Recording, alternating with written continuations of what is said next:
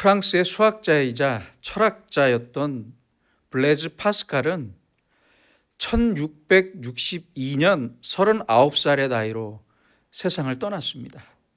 가족과 친구들이 그의 방을 정리하다가 많은 원고 묶음들을 발견했고 그 원고들을 모아서 책으로 발간한 것이 바로 팡세입니다. 팡세는 프랑스어로 생각이라는 뜻입니다. 생각. 파스칼은 팡세에서 유명한 말을 했죠. 인간은 생각하는 갈대다. 이런 유명한 말을 했는데 이 말이 등장하는 팡세의 구절을 더 제가 읽어드리겠습니다.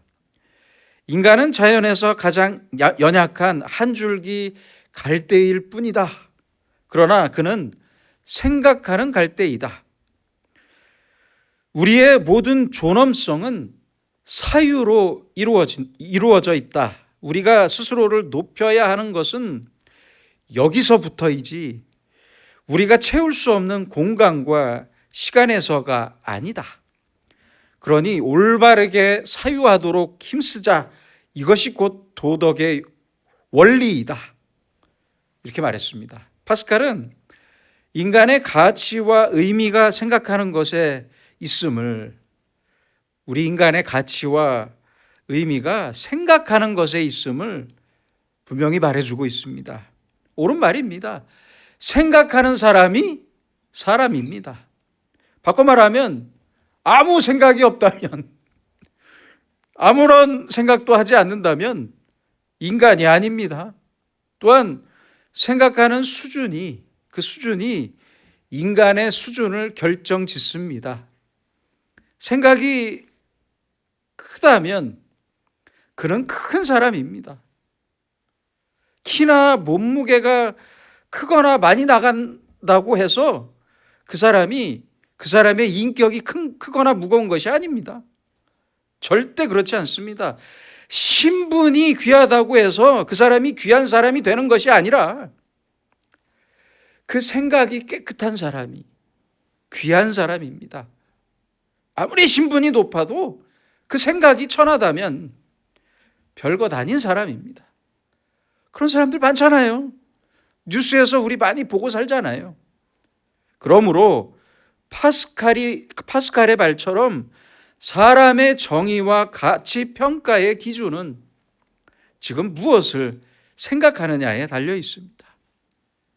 여러분은 지금 무엇을 생각하고 있습니까? 무엇을 생각하며 살고 있습니까? 어리석은 사람들은 무엇을 생각하며 사는가에 따라서 어리석은 사람들을 세 가지의 유형으로 나눌 수 있는데요. 첫째는 거짓과 헛된 것만 생각하는 사람입니다. 참 어리석은 사람이에요. 실제하는 진실보다 실제하지 않는 헛된 거짓에 집착합니다. 쉽게 돈 벌게 해주겠다는 말을 믿고, 그 한마디 말을 믿고 퇴직금을 몽땅 투자했다가 뒤늦게 사기였다는 걸 알고 후회하는 사람들이 있어요. 이렇게 사기꾼들은 항상 거짓만 생각합니다. 그래서 거짓말만 해요. 말이 길어요. 어떤 사람들은 잘 살아보겠다면서 새해 첫날부터 무당을 찾아갔다가 무당의 거짓말에 속아서 자기의 모든 재산을 한순간에 날리기도 하는데 사실과 거짓을 구분하지 못하는 것이 바로 문제입니다. 아무런 가치가 없고 존재하지 않는 거짓에 집착하면서 거짓만 생각합니다. 이런 사람들의 생각과 인생의 시간이 얼마나 허무한 것입니까? 둘째는 아예 생각이 없습니다. 아예 생각을 하지 않고 사는 사람들이에요. 모른다고 하고 귀찮다고 합니다. 똑똑한 당신이 알아서 하라고 합니다. 이렇게 생각 없는 사람은 대부분 열등감에 빠져 있거나 이기적인 사람들이 많더라고요. 그 어떤 배려심도 기대할 수도 없는 사람들이 많아요. 뇌를 다쳐서 식물인간으로 누워 있거나 갑자기 어린아이가 되어버린 환자의 가족들이 왜 슬픈 것입니까? 사랑하는 가족을 전혀 생각할 수 없는 사람이 되어버렸기 때문이 아닙니까? 그렇잖아요. 생각이 싫어서 이기적이고 배려심이 없어진 사람과 식물 인간이 무엇이 다릅니까? 똑같습니다. 모두 온전한 사람이라고 할 수 없습니다. 셋째는 생각과 현실이 분리된 사람입니다. 생각과 말과 행동이 전혀 다른 사람이에요. 거짓이 일상이 되고 자기의 진실을 감추기에 급급한 사람인데, 이런 사람은 거짓에 아주 관대합니다. 상담 사례들을 보면 이런 사람들의 특징을 잘 알 수 있는데요. 한번 제가 예를 들어 보겠습니다. 술 먹으면 아내와 아이들을 때리고, 그리고 술 깨면 각서까지 쓰면서 미안하다고 하는데요. 그렇죠? 그런 사람들 있잖아요. 거짓말입니다. 거짓말이에요. 이런 사람은 죽을 때까지 각서를 써도 술만 먹으면 아내를 때립니다. 때려요. 또는 결혼해서 아이 셋을 낳았으면서도 옛날 애인을 잊지 못한대요. 그런 아내들도 있어요. 식탁에서 밥 먹을 때도 남편을 옛날 애인으로 생각하고 밥을 먹어야 입맛이 돈대요. 심지어는 바람피다 걸린 어느 아내는, 실화입니다. 어느 아내는 손만 잡고 포옹 한 번 했는데 왜 난리냐고 따집니다. 정말 기가 막힌 사람들입니다. 생각과 현실이 너무 멀리 떨어져 있습니다. 우리는 보통 사람을 평가할 때 생김새나 그 사람의 건강이나 학벌, 능력, 가진 것 등 여러 가지를 생각합니다. 그런데 언제나 잊지 말아야 할 것은 어디에 속한 사람이냐는 것입니다. 그것이 문제입니다. 우리가 알아야 할 것은 어느 가문이냐 어느 회사냐 하는 개인적이고 사회적인 소속보다 정신적인 소속이 어디냐 하는 겁니다. 여러분의 정신적인 소속은 어디입니까? 여러분은 무엇을 생각하고 또한 무엇이 생각나고 무엇을 가장 가치 있는 것으로 생각하고 사십니까? 틈만 나면 생각나고 틈만 나면 만나고 싶은 사람은 누구입니까? 그 대상은 무엇입니까? 돈만 있으면 행복합니까? 출세와 성공만 하면 다 이룬 것 같습니까? 지금 내 생각의 그 지향점, 그 거점과 뿌리는 무엇입니까? 어디에 있습니까? 그 생각의 뿌리가 어디에 있느냐에 따라서 나의 인격과 나의 인간됨, 바로 이것이 결정되는 것입니다. 오늘의 성경 말씀은 바로 이것을 말씀해 주고 있습니다. 위의 것을 찾으라.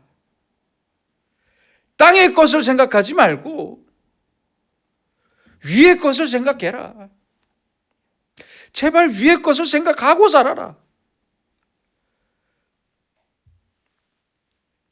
미국의 그랜드 캐년에 처음 갔던 두 남자가 그 장엄한 협곡을 바라보고 있었습니다.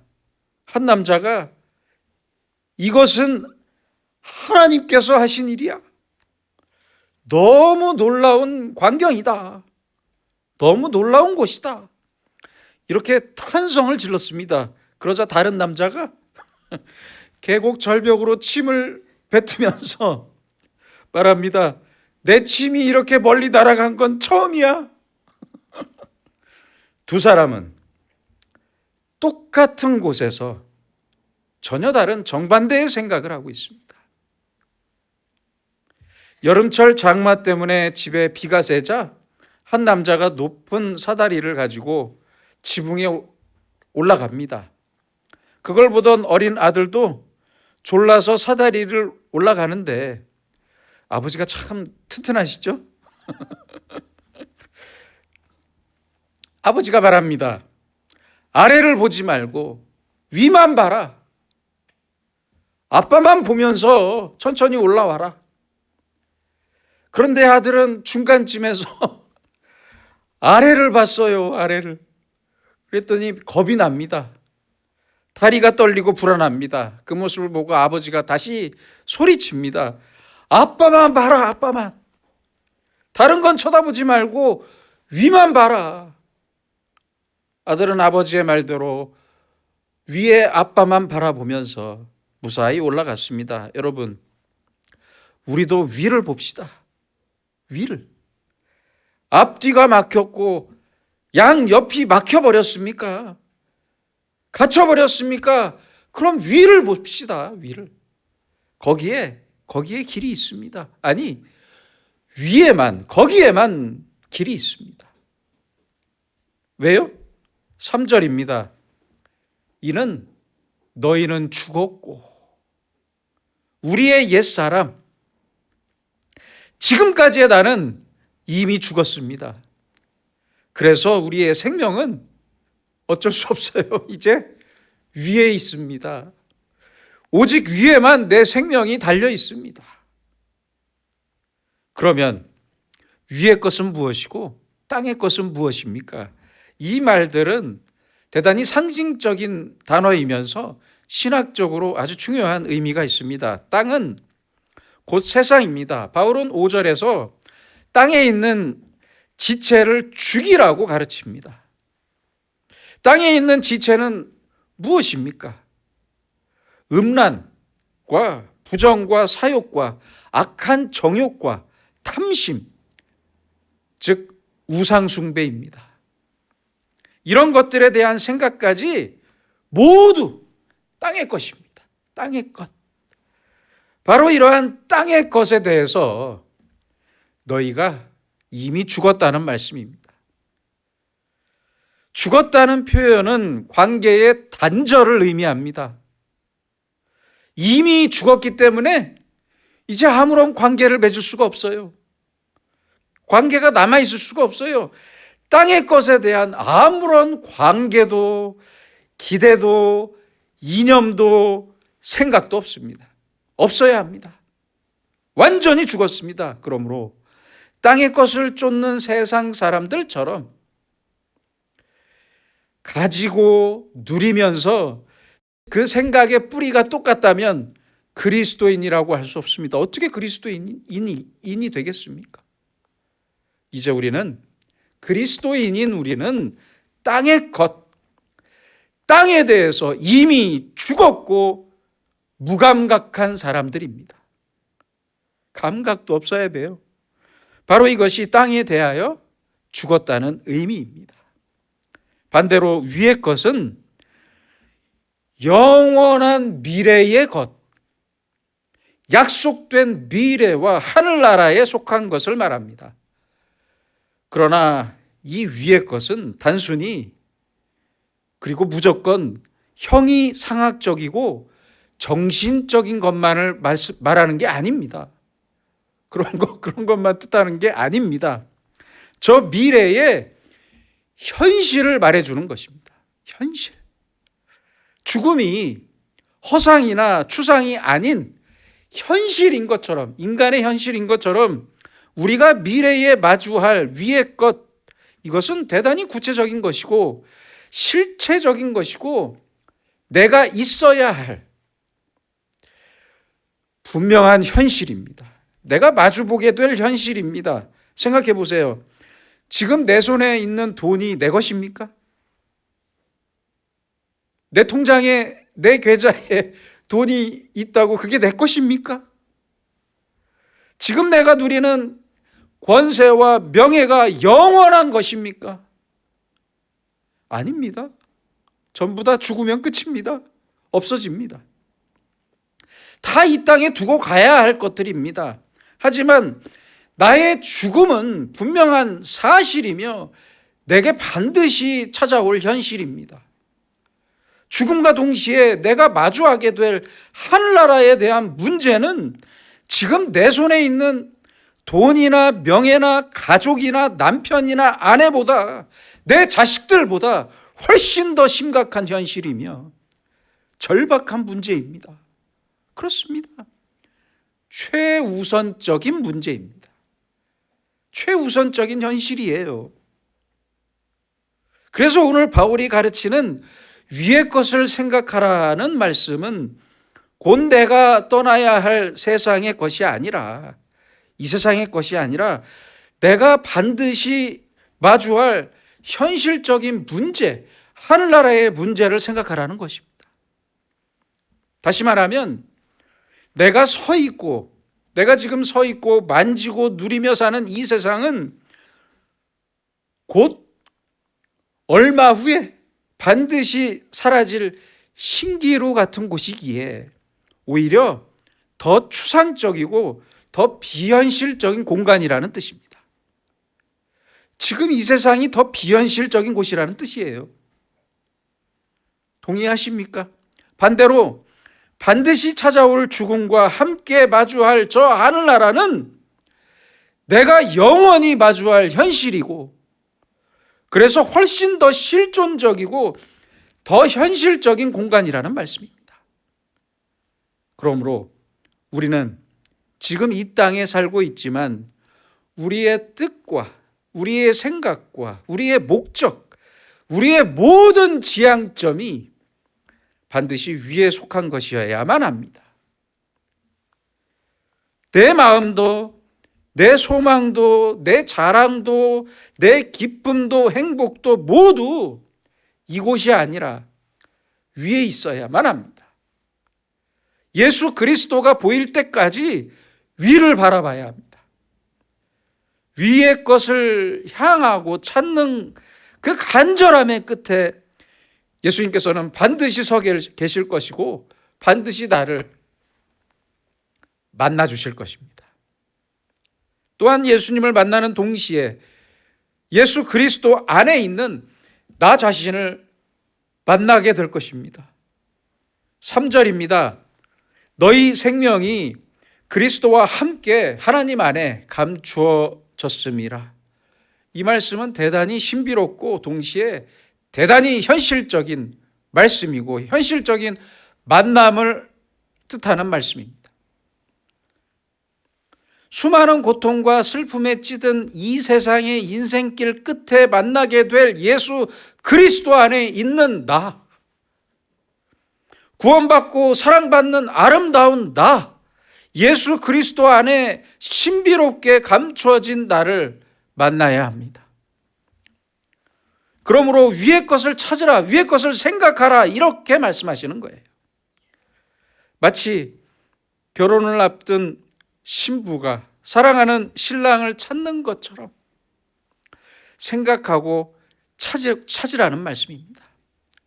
사랑하는 신랑과 함께 새로운 집에서 새로운 인생을 살게 될 신부가, 아니 부모와 가족을 떠난다는 아쉬움에 빠져서 계속 울고만 있으면 되겠습니까? 아니잖아요. 언젠가 떠날 이 세상을, 아니 우리 그리스도인이라는 사람들이 왜 아직도 아쉬워하고 붙잡고만 있어야 하는 것입니까? 너무 안타깝습니다. 주님과 영원히 함께할 저 아름다운 미래를 바라보며 기뻐할 때 그제야 내 인생에 의미가 있는 것입니다. 죄송합니다. 사도 바울은 로마서 8장 18절에서도 말씀합니다. 생각하건대 현재의 고난은 장차 우리에게 나타날 영광과 비교할 수 없다. 비교할 수 없다. 바울은 고난을 당할 때마다 장차 죽음과 함께 맞이할 영광의 날을 생각했습니다. 그 미래적 영광에 비교한다면 지금의 고난은 아무것도 아닙니다. 주님과 함께할 저 미래의 실존적인 영광을 알고 사는 것이 우리 그리스도인의 생활입니다. 오늘 본문에는 함께라는 말이 3번이나 기록되어 있어요. 1절에 그리스도와 함께 다시 살리심을 받았다라는 말씀은 그리스도와 함께 죽었고 그리스도와 함께 살았다. 즉 중생, 거듭남을 말합니다. 지금까지의 모든 세상과의 관계는 다 끊어지고 예수 그리스도 안에서 새로운 생명으로 다시 태어난 나의 존재를 말씀하는 것입니다. 또한 3절에도 말씀합니다. 너희 생명이 그리스도와 함께 하나님 안에 감추어졌음이라.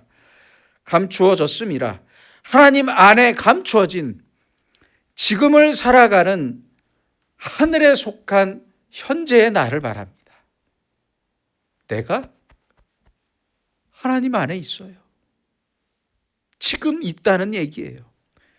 4절에서도 말씀합니다. 너희도 그와 함께 영광 중에 나타나리라. 이 말씀은 그리스도의 영광과 함께할 저 미래의 나를 의미합니다.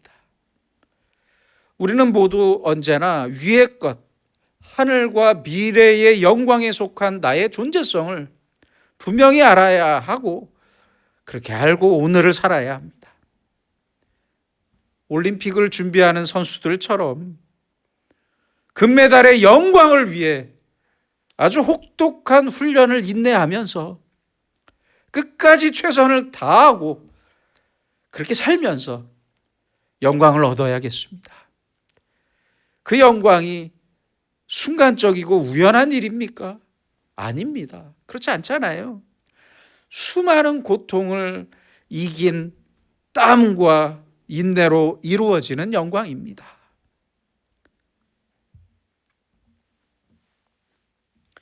월드컵 시즌에는요, 응원하다가 흥분해서 심장마비로 죽었다는 뉴스를 종종 보게 됩니다. 왜 이런 일이 생길까요? 죽은 분들께는 죄송하지만 선수와 자기를 동일시했기 때문입니다.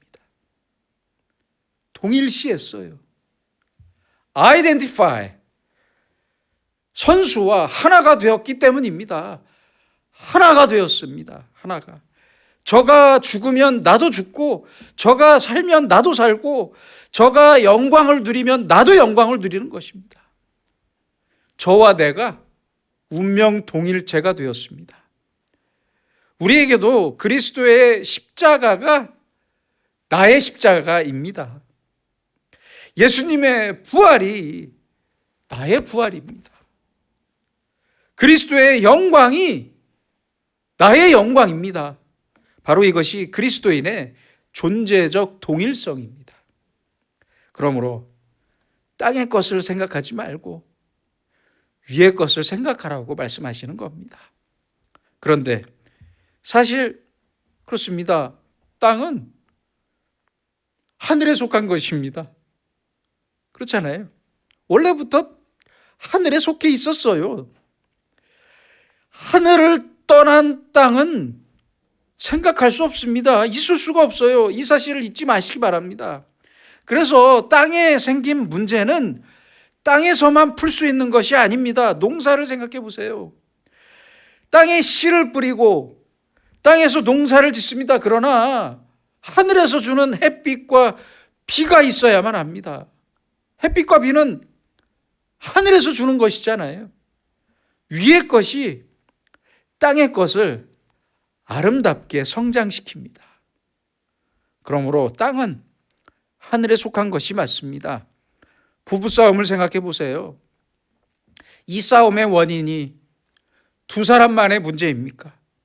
그렇지 않습니다. 하늘의 것을 잊었고, 내가 하늘의 것을 잊었고 하늘의 것을 떠났기 때문입니다. 하늘의 생각을 하지 않기 때문입니다. 위의 것을 생각하지 않았기 때문입니다. 다른 사람들과 불화가 생겼습니까?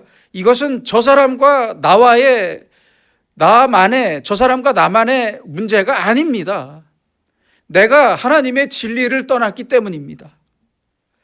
그래서 땅의 문제는 전적으로 하늘에 속한 것이 될 수 있고 그 해결의 열쇠도 하늘에 달려 있습니다.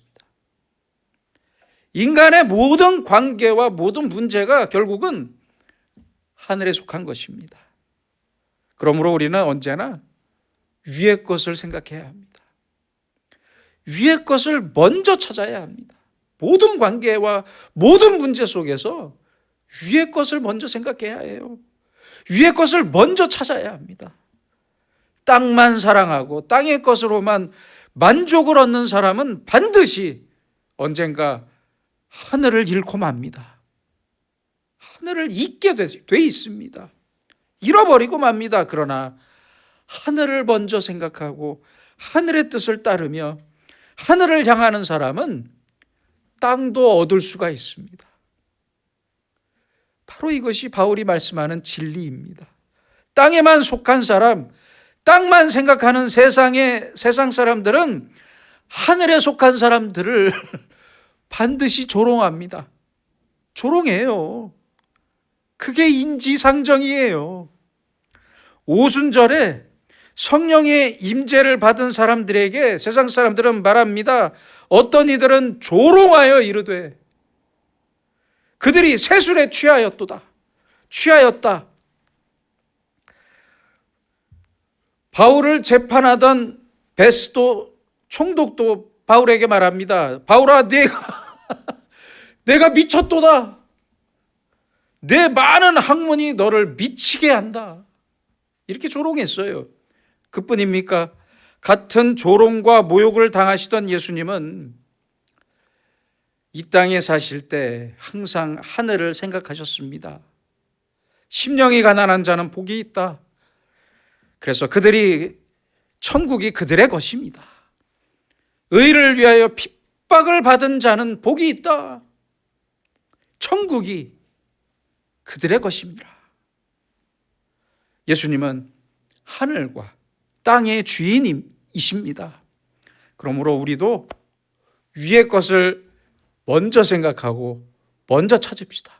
위의 것을 생각합시다. 하늘과 땅의 주인이신 주님께서 반드시 나를 만나 주실 것입니다. 만나 주십니다. 위의 것을 생각하면서 나의 실존적인 가치를 다시 찾아갑시다. 위의 것을 생각하고 찾는 사람은 하늘의 기쁨과 소망을 소유할 수 있고 주님의 능력과 지혜로 살면서 주님의 큰 영광, 그 영광의 주인이 될 수 있습니다. 기도하시겠습니다. 사랑과 은혜의 주님, 땅에 매여 제한적이고 좁은 시야로 살기 쉬운 저희에게 영원하고 무한한 하늘의 것을 바라보게 하시는 은혜를 진심으로 감사합니다. 나의 존재의 뿌리가 하늘이고 내가 속한 곳이 본래 하늘이었고 내 생명이 하나님의 품속에 신비롭게 감춰져 있음을 믿고 또한 감사합니다. 이제 예수 그리스도와 함께 다시 거듭나서 땅의 것을 깨끗이 잊어버리고 온 땅과 하늘의 주인이신 하나님만을 바라보면서 위의 것을 생각하고 위의 것을 찾고 영광을 누리는 주님의 자녀로 살게 하여 주시옵소서. 예수님의 이름으로 기도드립니다. 아멘.